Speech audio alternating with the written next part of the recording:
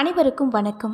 நம்ம இன்றைக்கி இந்த வீடியோ பதிவுகளில் என்ன பதிவுகள்லாம் பார்த்து தெரிஞ்சுக்க போகிறோம் அப்படின்னு பார்த்தீங்கன்னா, ராசி சக்கரத்தில் 5வது ராசியாக இருக்கக்கூடிய சிம்ம ராசி நேயர்கள் அனைவருக்கும் அடுத்து வரக்கூடிய 7 நாட்கள் எப்படிப்பட்ட சிறப்பு வாய்ந்த நாட்களாக இருக்க போகுது. மேலும் நீங்கள் இந்த காலகட்டத்தில் முக்கியமாக என்ன விஷயங்கள்லாம் செய்யணும் செய்யக்கூடாது, ஏதாவது கெடு பலன்கள் நடக்க இருந்தால் அதில் இருந்து விடுபட என்ன மாதிரி விஷயங்களை நீங்கள் எளிய முறையில் வீட்டில் இருந்தபடியே பரிகாரங்கள் செய்யணும் அப்படிங்கிறத பற்றி தாங்க நம்ம இன்றைக்கி இந்த வீடியோ பதிவுகளில் முழுமையாக பார்த்து தெரிஞ்சுக்க போகிறோம்.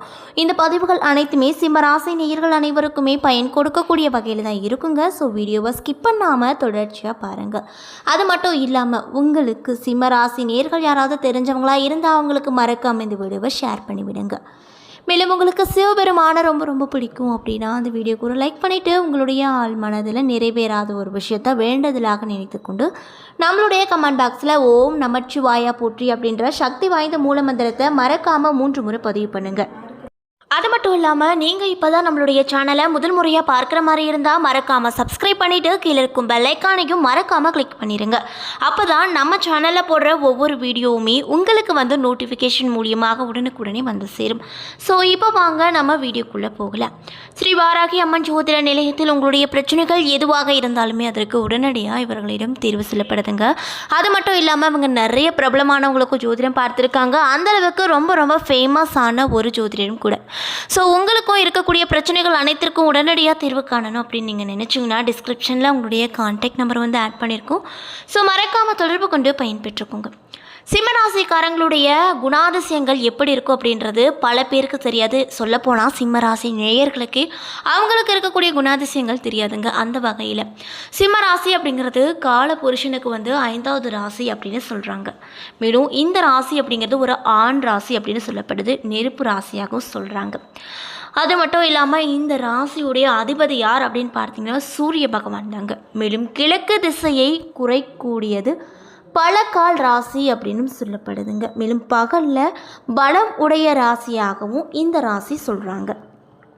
அது மட்டும் இல்லாமல் மகம் 4ஆம் பாதங்களும் பூரம் 4ஆம் பாதங்களும் உத்திரம் முதல் பாதங்களும் இந்த ராசியில் அமைஞ்சிருக்கு. மேலும் இந்த ராசியுடைய பாகம் என்னன்னு பார்த்தீங்கன்னா 120 முதல் 150 வரை அப்படின்னு சொல்லப்படுது. லக்னாதிபதி சூரியன் சாம்பாத்திய காரகன் மற்றும் ஆத்ம காரகன் அப்படின்னு சொல்கிறாங்க. எனவே ஒரு ஜாதகத்தில் கேதாந்திர திரிகோண ஸ்தானங்களில் பலம் பெறும்போது ஜாதகத்திற்கு நல்ல விதமான நன்மைகள் பாய்க்கும். மேலும் சூரியன் நீச்சமாகவோ அல்லது 6, 8, 12 போன்ற ஸ்தானங்களிலும் மறையக்கூடாது. அவ்வாறு மறைவதால் ஜாதகர் கடைசி வரை கஷ்டப்படக்கூடிய சூழ்நிலைகள் உண்டாகும் அப்படின்னு சொல்லப்படுது. மேலும் இந்த ராசியில் எந்த ஒரு கிரகமும் உச்சம் மற்றும் நீச்சம் அடைவது இல்லை அப்படின்னு சொல்கிறாங்க. அது மட்டும் இல்லாமல் இவங்க வேகமானவர்களாக காணப்படுவாங்க. ஆற்றல் மிக்கவர்களாக செயல்படுவாங்க. செல்வாக்குடையவர்களாக காணப்படுவாங்க. மேன்மை, நேர்மையான குணம், கம்பீரம், தான தர்மம் செய்யக்கூடியவங்களாக இருப்பாங்க. தாராள மனப்பான்மை உடையவங்களாக இருப்பாங்க. மேலும் புதிய யுக்திகளை கண்டுபிடிப்பாங்க.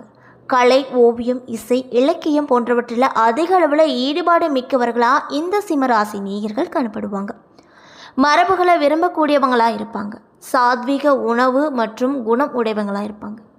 நிதி நெறி தவற மாட்டாங்க. காடு மலை போன்றவற்றில் விருப்பம் உடையவர்களாக இருப்பாங்க. கடுமையாக உழைக்கக்கூடியவங்களாகவும் காணப்படுவாங்க.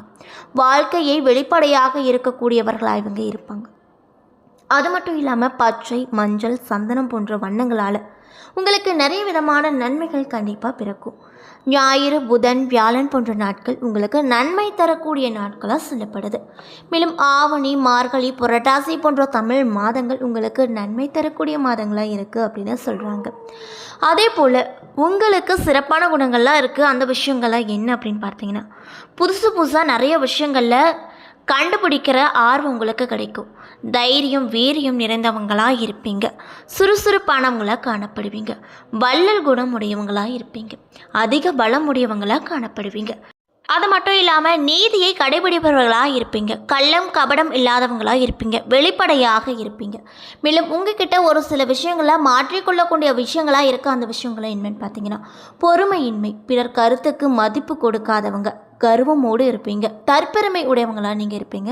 ஸோ நான் சொன்ன இந்த 4 விஷயத்தை நீங்கள் மாற்றிக்கிட்டீங்க அப்படின்னா கண்டிப்பாக உங்களை விட சிறந்த மனிதர்கள் யாருமே இருக்க மாட்டாங்க. ஸோ நீங்கள் சிம்மராசி நேயர்களாக இருந்தால் மறக்காமல் நான் சொன்ன இந்த சில விஷயங்களை உங்கள் கேரக்டர்லேருந்து மாற்றிக்கோங்க. நல்ல பலனை கூடிய விரைவில் அடைவீங்க. அப்படிப்பட்ட சிம்மராசி நேயர்களுக்கு இந்த 7 நாள் எப்படி இருக்கும் அப்படின்னு பார்த்தீங்கன்னா, திருக்கணித பஞ்சாங்கத்தின் படி நவ கிரகங்களின் சஞ்சாரத்தை பார்ப்பதால் சூரியன் சிம்ம ராசியில் இருக்கார். 16ஆம் தேதி கன்னி ராசிக்கு சென்றிருக்காரு. மேலும் செவ்வாய் மிதன ராசியில் அமர்ந்திருக்காரு. புதன் சிம்ம ராசியில் நிற்கிறாரு. ரிஷபத்தில் குரு சஞ்சரிக்கிறாரு. சுக்கிரன் கன்னி ராசியில் அமர்ந்திருக்காரு. மேலும் 18ஆம் தேதி துலாம் ராசிக்கு செல்ல போகிறாரு.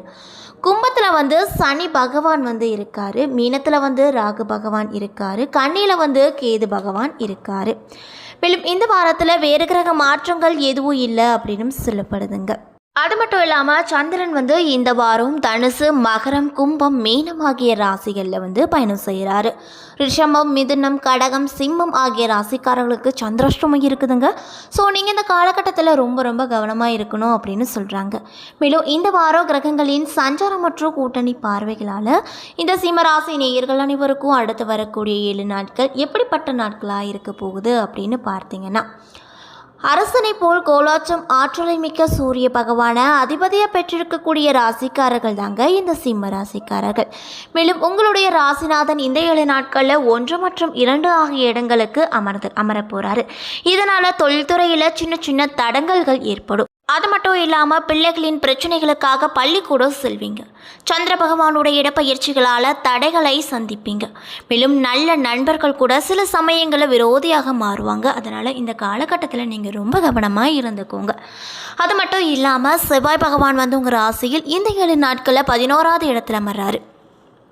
இதனால் ஆரோக்கிய குறைபாடு இருந்தாலுமே மருத்துவ சிகிச்சை மூலமாக சரி செய்து கொள்வீங்க. மேலும் தொழிலில் புதிய முதலீடுகள் செய்வீங்க. அதே போல் புதன் பகவான் உங்கள் ராசியில் இந்த 7 நாட்களில் 1ஆவது இடத்துல அமர்றாரு. இதனால் மறைமுக எதிர்ப்புகள் தோன்றி மறையும். பொருள் இழப்பு ஏற்படாமல் பார்த்து கொள்ளுங்க. ஆன்லைன் சூதாட்டங்கள் கையிருப்பை காலி செய்யும்.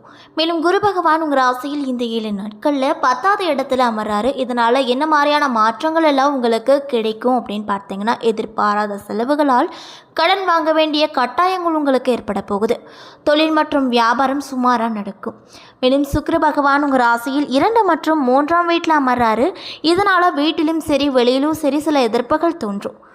துணிவோடு இறங்கி சில நல்ல காரியங்களை செய்து முடிப்பீங்க. இதனால் ரொம்பவே மன மகிழ்ச்சியோடு நீங்கள் காணப்படுவீங்க அப்படின்னு சொல்கிறாங்க. மேலும் சனி பகவான் இந்த 7 நாட்களில் உங்களுடைய ராசியில் 7ஆவது இடத்துல அமர்றாரு. இதனால் மன வாழ்க்கை அமையவில்லை என்று ஏக்கத்தில் இருந்தவர்களுக்கு இந்த காலகட்டம் நல்ல செய்தியை ஏற்படுத்தி கொடுக்குங்க. அந்த வகையில் தான் உங்களுக்கு இந்த 7 நாட்களானது அமைய பெற்றிருக்கு. மேலும் அரசாங்க ஒப்பந்தங்கள் போடும்போது ஒரு முறைக்கு இருமுறை சரிபார்த்து கொள்ளுங்க. வாக்கு கொடுத்து நிறைவேற்ற முடியாமல் பழி சொல்லுக்கு ஆளாகாதீங்க. அதனால் நீங்கள் இந்த காலகட்டத்தில் யாருக்குமே எந்த ஒரு வாக்குறுதியுமே கொடுக்காதீங்க. மேலும் கேது பகவான் உங்கள் ராசியில் 2ஆம் இடத்துல இந்த 7 நாட்களில் அமர்றாரு.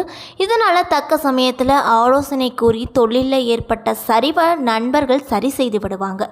மேலும் உங்களுக்கு 18 மற்றும் 19ஆம் தேதிகளில் சந்திராஷ்டமம் இருக்குதுங்க. ஸோ இந்த காலகட்டத்தில் நீங்கள் ரொம்ப ரொம்ப கவனமாக இருக்கணும் அப்படின்னு சொல்கிறாங்க. அதே போல் நீங்கள் என்ன விஷயங்களை இந்த காலகட்டத்தில் பரிகாரமாக செய்யணும்னு பார்த்தீங்கன்னா, ஞாயிற்றுக்கிழமை தோறும் வாரம் ஞாயிற்றுக்கிழமையில் சூரிய பகவானை நினைத்து வழிபட்டு வாருங்க. கண்டிப்பாக உங்களுக்கு அவருடைய அருள் கூடிய விரைவில் கிடைக்கும். உங்கள் வாழ்க்கையில் நல்ல ஒரு மோட்சத்தையும் நீங்கள் பெறுவீங்க. ஏன் அப்படின்னா உங்களுடைய ராசி அதிபதி அப்படின்னாவே அது சூரிய பகவான் தாங்க. ஸோ நீங்கள் வாரம் ஞாயிற்றுக்கிழமையில் சூரிய பகவானுக்குரிய விஷயங்கள், அதாவது சூரிய பகவானுக்குரிய மந்திரங்களை சொல்லிட்டு அவரை வணங்கி வந்தீங்க அப்படின்னாவே 3ஆவது வாரங்கள்லேயே நீங்கள் நிறைய விதமான மாற்றத்தை உங்களால் கண்டிப்பாக உணர முடியுங்க. ஸோ நீங்கள் சிம்மராசி நேயர்களாக இருந்தால் மறக்காம இந்த ஒரு விஷயத்தை செய்து பாருங்கள். நல்ல பலனை அவர் உங்களுக்கு கொடுப்பாரு. என்ன நண்பர்களே, இந்த வீடியோ பதிவுகளில் நாம் சிம்மராசி நேயர்கள் அனைவருக்கும் அடுத்து வரக்கூடிய 7 நாட்கள் எப்படிப்பட்ட சிறப்பு வாய்ந்த நாட்களாக இருக்க போகிறது என்பதை பற்றி தெளிவாக இந்த வீடியோவில் பார்த்துருப்போங்க. இந்த பதிவுகள் அனைத்துமே உங்களுக்கு பயன் கொடுக்கக்கூடிய வகையில் தான் இருக்கும். ஸோ வீடியோவை ஸ்கிப் பண்ணாமல் பார்த்ததுக்கு நன்றி. மேலும் உங்களுக்கு சிம்மராசி நேயர்கள் யாராவது தெரிஞ்சவங்களாக இருந்தால் அவங்களுக்கு மறக்காமல் இந்த வீடியோவை பதிவிடுங்க. அவங்களுக்கு ரொம்பவே யூஸ்ஃபுல்லாக இருக்கும். மேலும் நீங்கள் இப்போ தான் நம்மளுடைய சேனலை முதல் முறையாக பார்க்குற மாதிரி இருந்தால் மறக்காமல் சப்ஸ்கிரைப் பண்ணிவிட்டு கீழே இருக்கும் பெல் ஐக்கானையும் மறக்காமல் கிளிக் பண்ணுங்கள். அப்போ தான் நம்ம சேனலில் போடுற ஒவ்வொரு வீடியோவுமே உங்களுக்கு நோட்டிஃபிகேஷன் மூலியமாக உடனுக்குடனே வந்து சேருங்க. அது மட்டும் இல்லாமல் உங்களுக்கு சிவபெருமான ரொம்ப ரொம்ப பிடிக்கும் அப்படின்னா அந்த வீடியோக்கு ஒரு லைக் பண்ணிவிட்டு உங்களுடைய ஆள் மனதில் நிறைவேறாத ஒரு விஷயத்தை வேண்டுதலாக நினைத்து கொண்டு நம்மளுடைய கமெண்ட் பாக்ஸில் சிவபெருமானுக்கு போற்றி அப்படின்னு சொல்லிட்டு மறக்காமல் பதிவிடுங்க. நன்றி.